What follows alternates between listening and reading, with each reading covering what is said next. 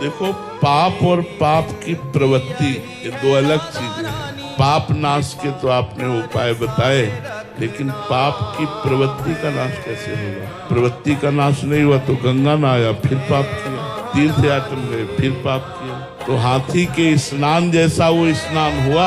हाथी स्नान किया, धूल भर के सूंड से फिर ऊपर डाल लिया, तो क्या स्नान किया? तो जब तक पाप की प्रवृत्ति का नाश नहीं होगा तब तक बात नहीं बनेगी। मुद मंगलमय संत समाजू, जो जग जंगम तीर्थ राजू। अगर संतों का अवगाहन कर लिया जाए तो करोड़ों बार गंगा स्नान का फल एक बार संत समागम है। क्यों?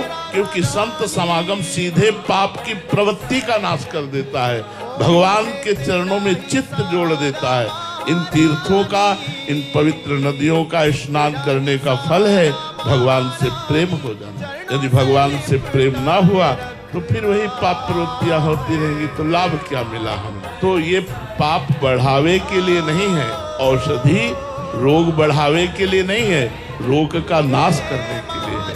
गंगा जी आपकी बुद्धि को पवित्र करेंगी, गंगा जी आपको साधु समागम दिलाएंगी, साधु समागम आपको भगवान की रति प्रदान करेगा।